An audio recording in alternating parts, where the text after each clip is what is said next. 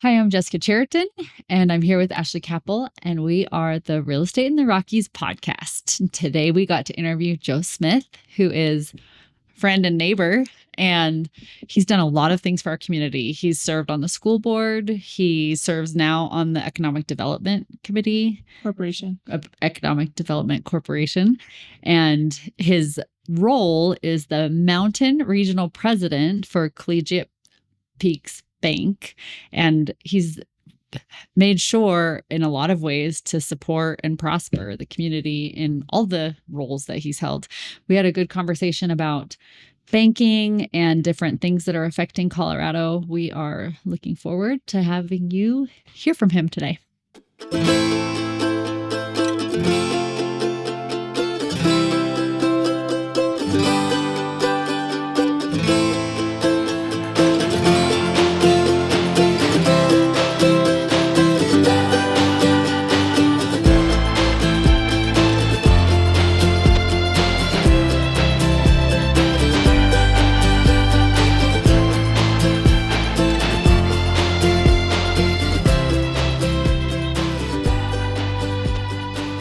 Ashley Kappel here with Jessica Chariton, my co-host of Real Estate in the Rockies podcast. Today we're interviewing the Mountain Regional President of Collegiate Peaks Bank, Joe Smith.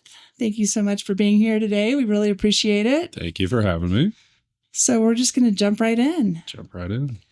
I want to know about how you came to the role that you are currently in. So give us some background. Sure. So I've been banking in the Valley for almost 20 years now. It's kind of hard to believe, like 15 of them full time and, teller days in high school, college, whatever.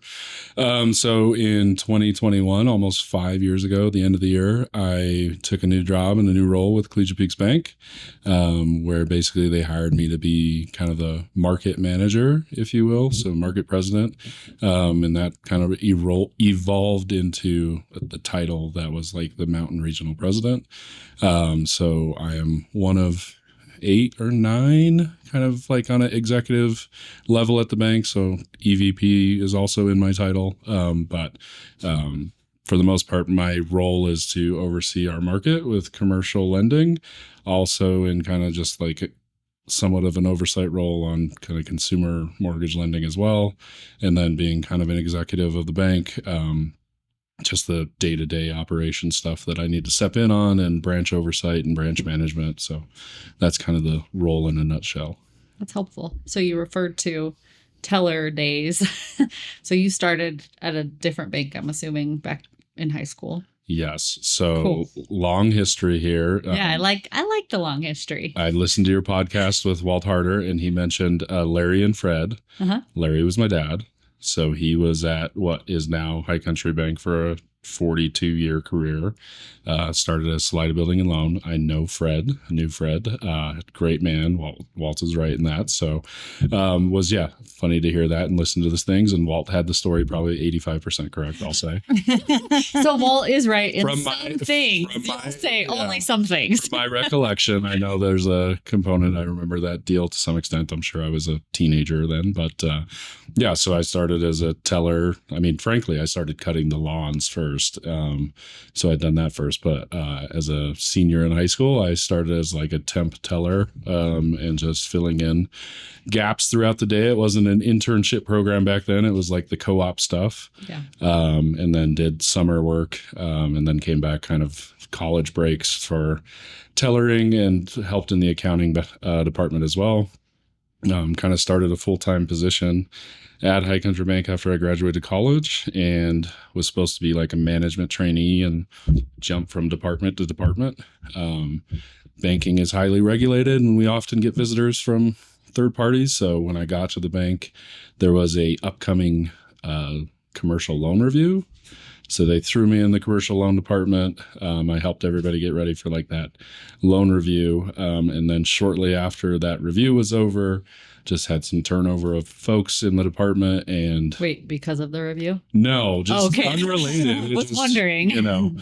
There's a lot of just timing and benefit that I've had in my career. So some of those things happened. I think I jumped into the mortgage department for 2 weeks, if that. And then they said, hey, you know what you're doing in the commercial side from helping with this review? Do you have interest in that? And kind of went back into commercial lending and been in that role ever since. It's kind of weird because it's not like a lot of commercial lending in Salida, Buena Vista. It's more just small business lending, but all falls under the same hat. And so kind of worked my way through there. And in 2016, kind of got, I think that was the time frame, kind of promoted to run the department for High Country. And then in 2021, took a new opportunity and jumped over to Collegiate Peaks.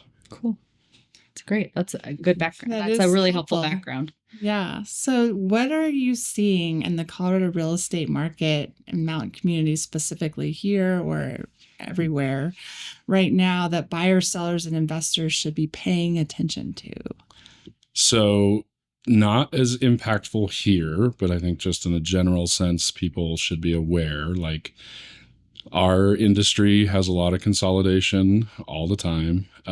First Bank was recently acquired by PNC Bank. So, you have a bank that's a multi kind of regional out of Pittsburgh coming in and buying what was like pretty well built up from the ground at Colorado Community Bank. So that is opening the door for a ton of opportunities kind of in the Front Range. Obviously, they don't have a presence down in Chaffee County. There's a handful of folks we talk to that have accounts with them or different things. And, whether or not they're staying or moving is kind of still up in the air. That transition just started with like their computer conversion, which is always the first pain point. So, but that in the banking industry as a whole, like is very impactful throughout the state. Not much impact here. There's been a few turnover of banks down here in the last several years, but nothing of that size and magnitude. So I think in a general sense, it's like banking all the time, looking at those types of things, and those present a lot of opportunities.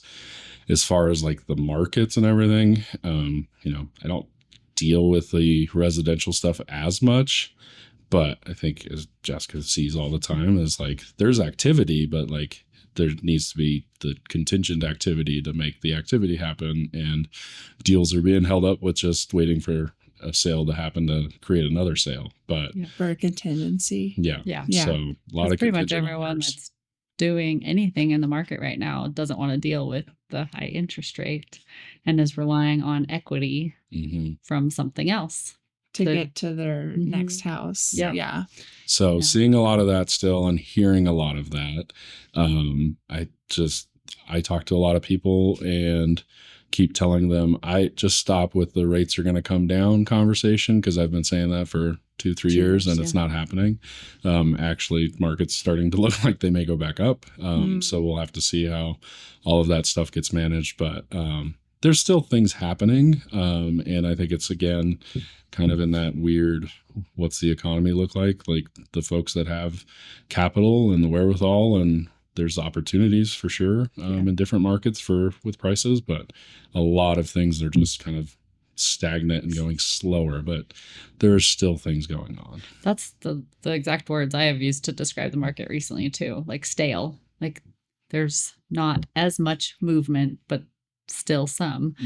Do you foresee, based on your history in Chaffee County and then looking at what's maybe going on with deals that you see right now, we're poised for a lot of growth, even with the high interest rates? And give us a crystal ball prediction. This is not on the question sheet. I would say that we're a desirable place to be. Yeah. So there is going to be growth from that. However, and it probably ties into different conversations that have been had, is like the county is 90% open space. So there is so limited land available for future development, let alone the conversations with land use codes and different things like that cause challenges of, what kind of growth do we want? But I would say that, yes, we will continue to grow.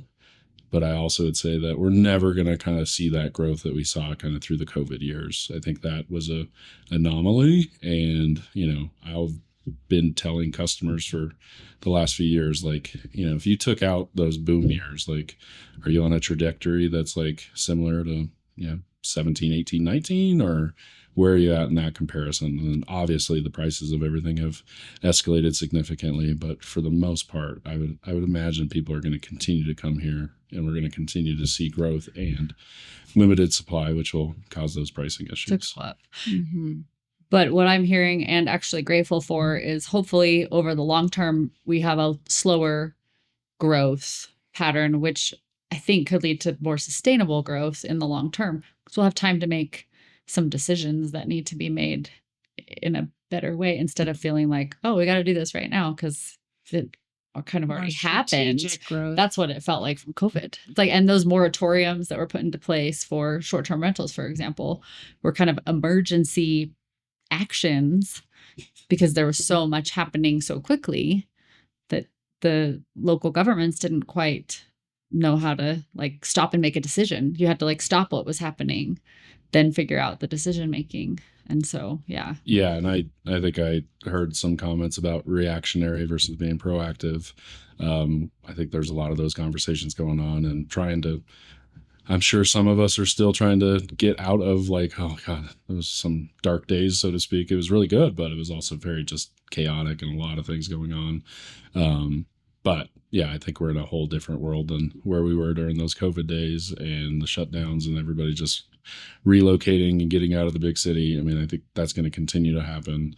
But I think you look at demographic trends in the state alone, like there's some slowdowns coming as well. So less people moving to the Front Range means less people are leaving the Front Range to come to here. So I would agree. It's probably going to be more sustainable and not as chaotic as it was during that 2 to 3 year stretch. Thank goodness. Right. Yeah. That's my comment. Yeah. Yeah. So you talked a lot about your history leading up to becoming the regional mountain president. Did I get that right? Close Mountain enough. regional president. Do you have a success story that you could share? Maybe something that comes to mind that you're proud of, that you worked on, or a project that you're working on now, or something that's just... I mean, I've done a lot of different development deals over the years.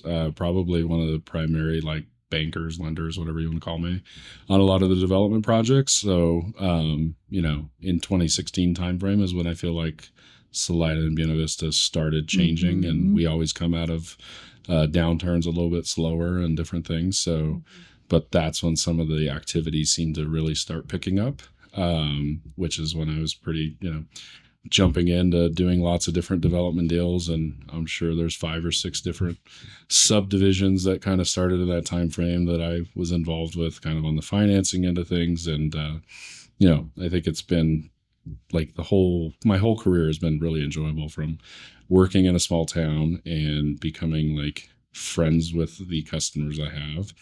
Sometimes that can bring challenging conversations when times aren't as good, but, I could, I'll tell a story of like simple and hopefully not get myself in trouble. Cause I mean, We don't want to get anyone in trouble. I've said it before in various capacities. Like most people have my cell phone and they will call me or text me and like responsive right away. I get people dropping in often and just saying, hey, you want to grab lunch? And sure, let's go. It's not necessarily business related, but you develop those relationships over the years. But, I will say, Jamie Johnston, the beekeeper, is my first legit customer, like not a handoff customer. Like Jamie was in the area. I can't remember exactly the circumstances, but she used to be out there kind of where Sharp Equipment was and operating her store. And she bought that building that she's in currently from the bank as a repossessed asset. And I remember I had to kind of sweet talk her dad a little bit because he was like, they're wholesale honey folks. And he was like, what are you doing this retail thing? And so it was a lot of fun. Ironically enough, that ties in Mr. Walt Harder.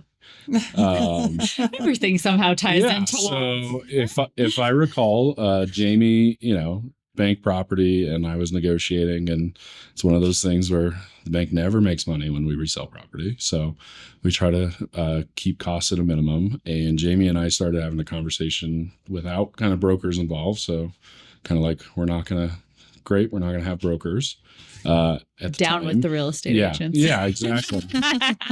No, you're fine. And at the time, I believe she was also house hunting, and she was using somebody that was at Remax at the time, which is what Walt owned at the time. Mm. And That's my office now. Yep, exactly. And I think it was, it was more of a residential broker. And so it was a commercial deal. So Walt kind of stepped in. And I just remember my first real interactions with Walt kind of on a business level was him calling me and to have me sign all these contracts with Jamie to buy the building. And I was just like, Walt, what are you doing? Like, you're not involved here. And he's like, actually, yeah, I am. She asked me to help out. And so it just was funny. And ironically enough, Walt, my wife's family moved here in 2002.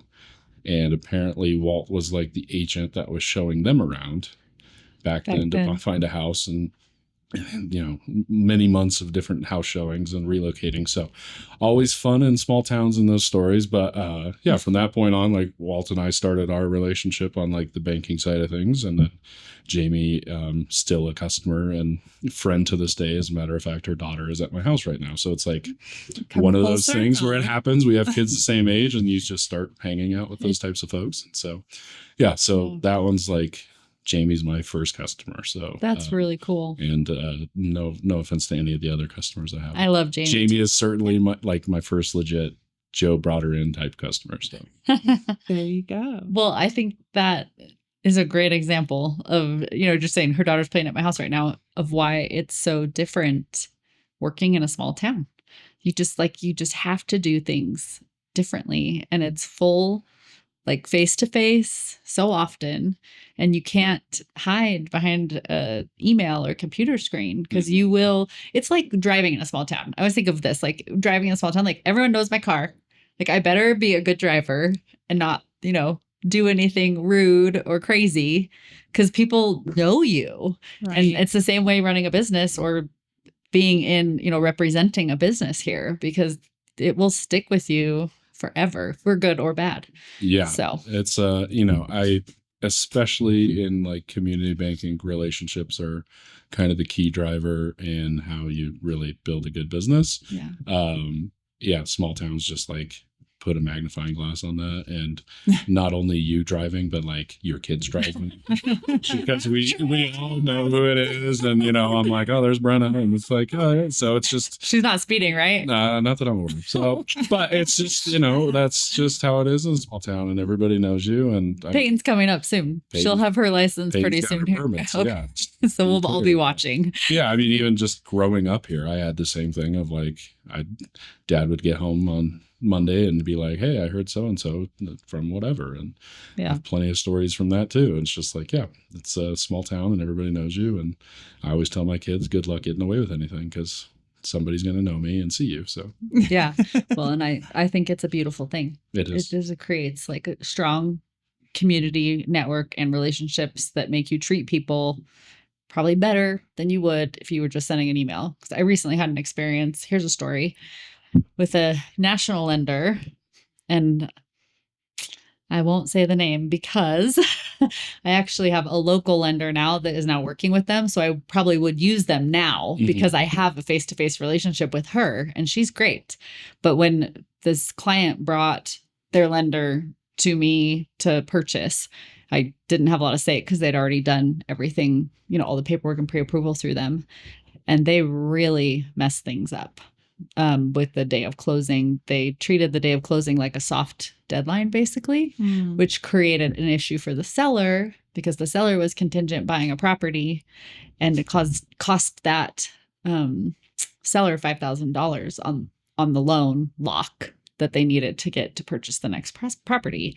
And I spent 3 weeks just railing on that company, trying to get someone to be accountable for that $5,000. That was completely their fault. I had the email proof. I recorded phone calls. Didn't do it any good. Yeah. They're like, we'll send them a gift card for $100 to Amazon. I'm like, nope, don't even bother. That's like a slap in the face. Yeah. But that wouldn't happen here. Yeah. It wouldn't happen because someone would be accountable for those actions. Yeah. And we do have a different way of doing things down here, and a lot of people live here for the lifestyle, and so they get their job done, but may not be at the pace that you would expect in Denver and whatever. Yeah. That's why we're here. So That's funny. Yeah. to think about. I think that That covers answered number one of 5. the Yeah. question that we were ready to ask. So, when you are looking at projects to take on, what is it that separates the ones that get financing or get backing and the ones that don't? Like Yeah. maybe even commercial Yeah. specifically. Yeah, I mean, I think, again, I would say pretty much all banks have similar offerings. We all have different risk profiles. And then obviously we have different people that build different relationships. So there's a lot of different ways that you can go about getting loans done or getting your stuff done. And a lot of it may just be, hey, I deal with Joe all the time. I'm going to keep dealing with Joe and find our way through. There's like the simple basic credit stuff, which is like kind of the underlying like start is like, can the building pay for itself, or does the business pay for itself? And, Sure. if it doesn't, does that mean more equity and capital into it? Or are there some components and reasons that you would consider doing it knowing like, hey, this is somewhat underwater, but it's a strong deal or a strong individual or a long time relationship or various things like that come into play. Is there anything like the community needs this business type evaluation, I'm assuming? Yeah, to some extent. I think it's kind of difficult for us in like that role to play like hey, this is going to be a community thing. Obviously, as like a community member, I could say, yeah, this would be great. I think it'd do well, but Yeah. Does it turn out to working well? It just depends. Could be The something numbers. just The numbers scalability here is always a challenge. And, you're making probably 70%, if not more, of your money in the 3 months of summer. And so those challenges are always persisting here. And I think the other thing that's pretty key, and like all banks have like a mantra through the government of like reinvestment in your communities. It's like the Community Reinvestment Act, and kind of goes on small business stuff, a lot of affordable housing, redevelopment, different things like that. So we're all held to some standards that, you need to be in your communities and providing loans and all those types of things. Again, like I've never worked in a different community, so it's hard for me to like, this is all I know. And like, it's kind of natural of like, yeah, I'm going to do this because it makes sense and it's helping my neighbors and I'll see them down the street and so on and so forth. But there still needs to be some of those, we'll call them just credit fundamentals. And it's really hard to put deals together when it's like, well, you're paying significantly more than you should be for this property because it's not going to generate you the cash flow to cover the payments, let alone, some of the expenses. And then banks always want to have a little bit of overage just for the down years type of thing. So one of those definitely need to kind of check the boxes, if you will. But, the relationship side of it, and again, being like a community bank is important too, because it's like, well, this isn't perfect, but we're going to do it because of X, Y, Z. I've been doing loans with this guy for 20 years. Like, it's fine. So He'll make it happen. Yeah, we'll make it work. Yeah.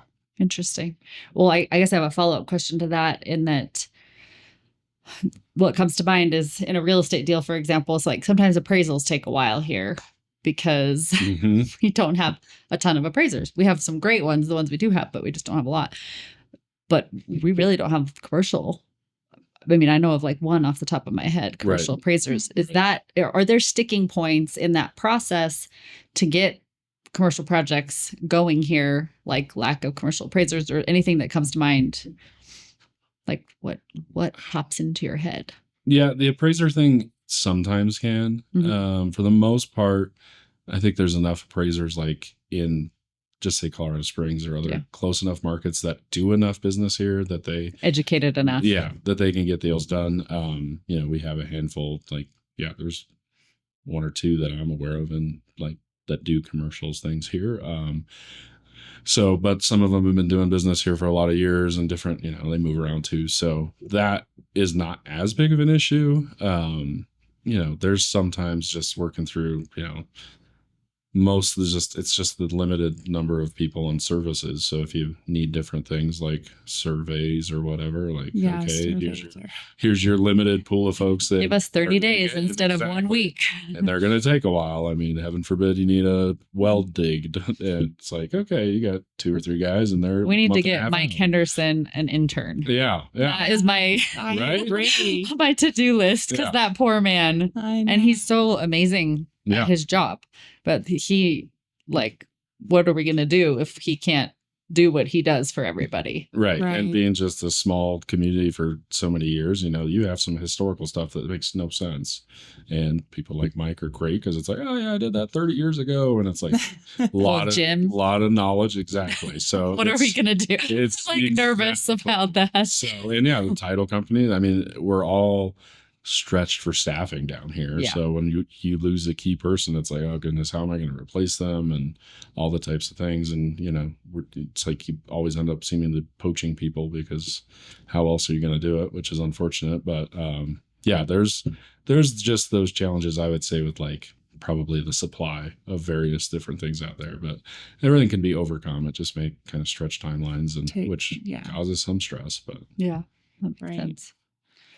So thinking about the residential side a little bit, we've got wildfire risks, there's smoke in the air today, insurance costs, other environmental factors are becoming bigger issues out west.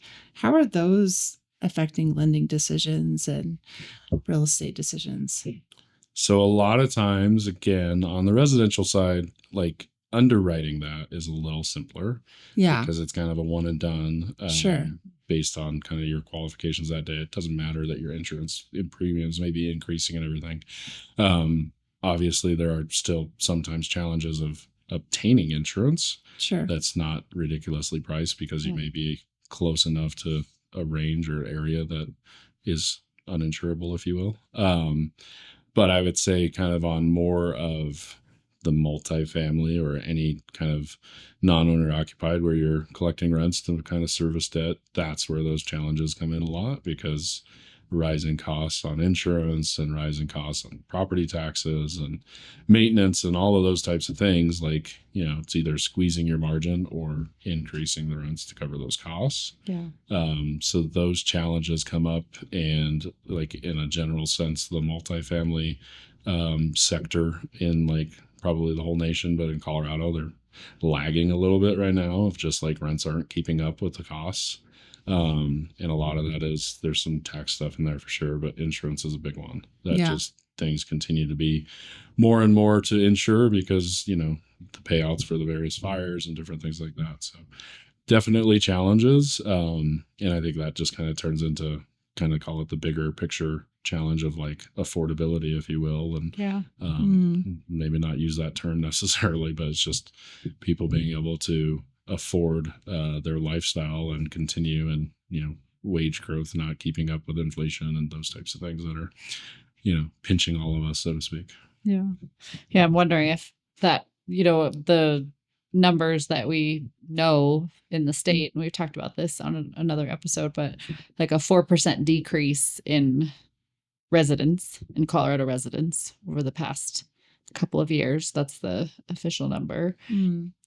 Some of that is largely due to housing costs and just the ability to provide basic housing needs for a wide range of, I think some of it could be political too, like people not liking the direction the state is going, and those people are heading to if you look at the migration patterns, so you look at who's moving out of Colorado and where they're going to, they're moving to more red states.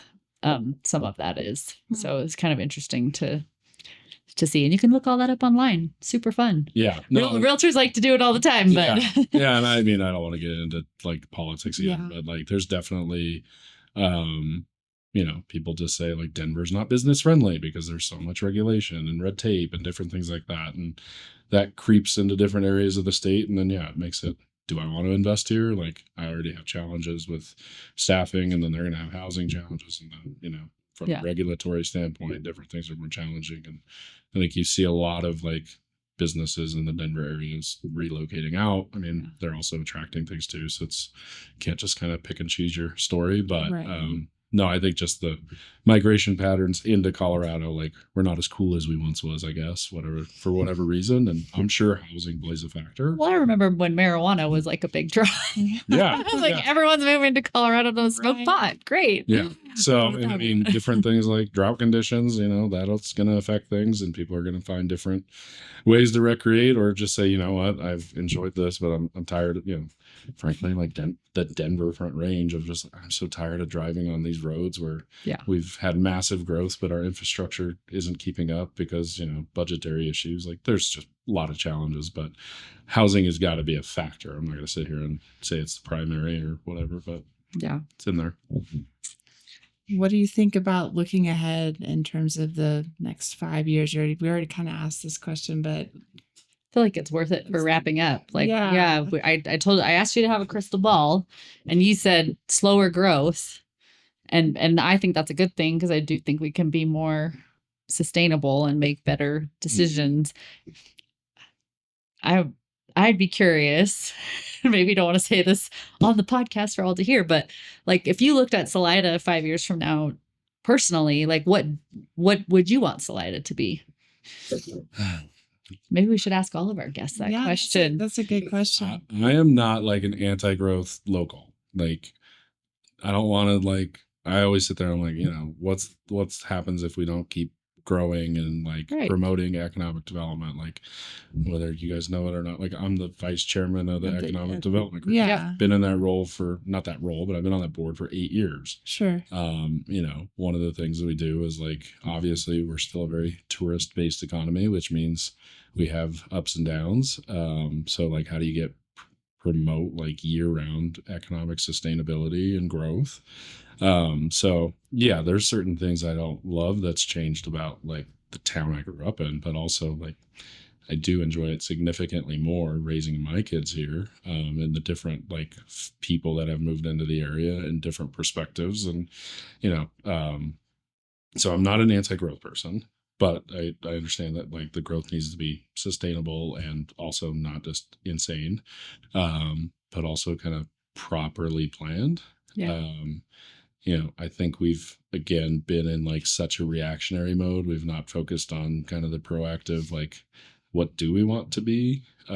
Sure. And, this may be unpopular, but I'm really tired of talking about affordable housing because I don't think we're doing things that are promoting people to want to be able to build affordable housing. We're making it so cost prohibitive to build anything that it's still not affordable. It's really difficult. There's no incentive. Right. Well, we got that from the conversation with Paul. Andrews. It was he bet his whole life on doing it. And who's going to do that? Right. Paul, but who else? An exception, not the normal. And, I have said it before. I think there's been various forums over the years, and I think it was a forum at Mount Princeton about development and housing and everything, and it's somebody there was well, if I'm losing money, are you guys going to pay me so that I'm whole? No. So why are you expecting us to solve the problem? Right. I have a few builders that tell me all the time, it's like me going to Walmart and you tell me, hey, your watermelon costs this much because the segment of work you do. And we're going to Pharisee and saying, hey, Pharisee, every 10th car you got to sell at a loss. It's very difficult to just pin that on one subgroup of the population. So it's just challenging. I think we need to incentivize better and be more proactive in planning and, cut corners on red tape that we have and, all those types of things. So, but obviously folks need a place to live here, and the wages paid, do not keep up with the housing costs. And even if you're good paying jobs, it is a challenge. And so I think there needs to be probably more kind of towards the, I don't know what kind of housing that necessarily needs to be. Obviously there's no rental housing that's other than apartments, but I don't see that really being a viable option just with the general cost to build here, let alone the regulatory type stuff. It's just fascinating how, coming down here, the cost goes up so much versus being in a different community. It's just really interesting, the supply, demand, and economics piece of it. But, I think we're going to continue to have kind of the recreational mecca that we are with the river and the mountains. Obviously, we're going to have drought challenges in the West to some extent. We're probably going to have to start figuring out ways of what that means to kind of continue to have a booming economy. obviously my background with schools and school board and education, like I think bringing in the college like in 2020, 2019 timeframe would be like a big potential economic driver for us. I think it has a lot of opportunities for the area. But I don't see Salida changing drastically. I think there's going to be more people moving here, whether it's late in their career or retirement versus, hey, I can make this work because my job will move with me, or I can find a job that makes it work for me and my family. I do think that there's going to continue to be that kind of slow growth in people coming to the area because it is a desirable place to be, raising kids here and everything like that. And I think, but there's going to be those various challenges we have to overcome. And like I said, there's 90% of the land is like unavailable to be built on. So we have to be really smart in our planning to use what we have available to make it work. So how ironic that what we all love about here is the thing that makes it hard to live here. Yeah. Mm-hmm. But it is what it is. So I learned a lot. I really appreciate some of those insights and things that we've got to talk about. Is there anything you feel like we didn't get to talk about? I know you've listened to some previous episodes. No, I mean, I just, I think from a banking perspective, like when you guys asked me to do this, I was like, I'm not 100% sure what we're talking about. But, I think, no, I think we're like, there's X number of banks in the area and we're all doing good things in different ways and different people. And, so I think. And it's all needed.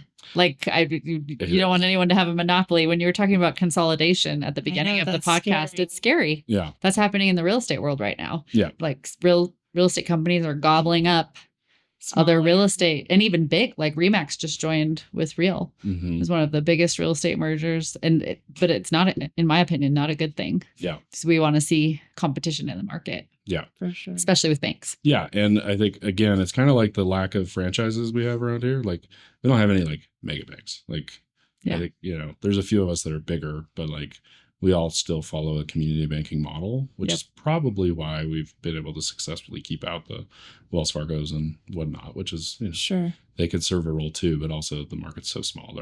They're probably not interested, to be honest. But I think, no, I don't think there's anything else more to touch on, like unless you really wanted me to dive deep into my views on the economy and local issues. But maybe if I ever run for office again and campaign, you could bring me back. What is that going to be? Let's hear about that. I am still enjoying my time away. I'm still, we'll say, plugged in, and I engage. I appreciate at the school level, they're starting some more like the next step of facility planning, which was kind of what I did on there. So there's a small group of us, 4 or 5, that are going to meet in the next month or so and start to kind of, hey, here's some community feedback for the new board to consider. That's great. So enjoying that, obviously kind of in that economic development role where as that board is, we're unique. Started back like out of the last recession of, Chafee. The slogan was like open for business, and it was started because it was like Chafee's not open for business. There's some of that sentiment again right now with some of the code changes and various things that we're going through, but we're also in a weird spot because it's like we do get some funding from the municipalities. So like, we do want to give them our opinion, but sometimes we're like, well, and we have seen a little bit of like, well, they're not doing they're not backing us. So why are we supporting them? But it's like, in my opinion, like you don't have any economic development folks within any of the local municipalities, nor do you want to go pay one. Decision making is in a vacuum. Yeah. And nor do you want to go hire a staff member to do that because like A, finding somebody, and B, it's like cost prohibitive versus somewhat of what we're doing. So that's out there, and I'm enjoying that role and wanting to have more of an impact from that role. But elections will be next year for local council, we'll say, and it's on my mind. You're in city limits. I'm excited. I'm just out of city limits. We've had this conversation, so I will not be running for city council until eventually my neighbor You gets could do the annexed in. commissioner. I've thought about it. We'll see.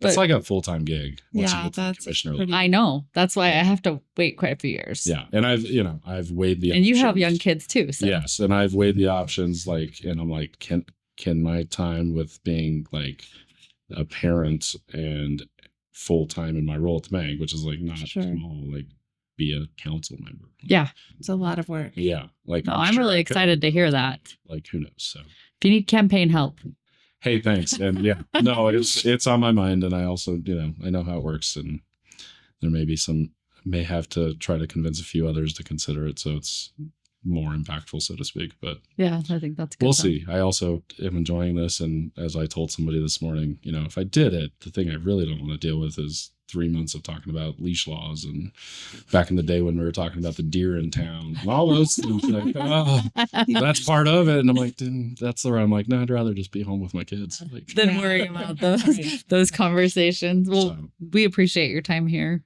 for Yeah. sure. We'll wrap up with a couple rapid fire I'm questions. so glad I listened to earlier podcasts so I could somewhat prep for this part. You don't like the rapid fire. No, Land with a view or walkable to downtown? I'm kind of right in the middle there. Like, you and I will say we're neighbors. Like, I feel we have the best of both. I do too. We're like on the outskirts of town, but town's Amen. small enough you can get to it. So, Yeah. Sure. and maybe when my kids are grown and gone, I'll feel a little bit more like, hey, I could get out a little bit more. But Same. either way, I think you already answered this one. First job you ever had was mowing lawns at the bank. I mean, I was mowing lawns. I was a teller, and like at college, I did some mailroom distribution. Other than that, I've just kind of been in banking. So, Cool. yeah. What work would you be doing if money were no object? City council? No. Mayor? No. I always joke, like, sure, there's a few things. I was joking with my wife that I would love to be live in Italy and be selling American cheeseburgers to tourists. That would be so fun. I joke with her about that, but no, I want a job like one day. I always say I want to go like scoop ice cream at Chill. And Walmart just- greeter. Yeah. I Just was like, I would be only the Walmart here in You are Salida. so though. friendly. yeah, like I don't want no stresses. Like I know like Fidbark, it's like the lines out the door. It's like, yeah, the ice cream's good and like enjoy your time in Salida. I'm clocking out and I'm going home and I'll pick up that scoop in the Hope to morning. have that job where you get to clock out at the end of the day. What is that? The dream. That's the dream to get back to that one day. I like All right, that. last one. Do you have a personal mantra or motto?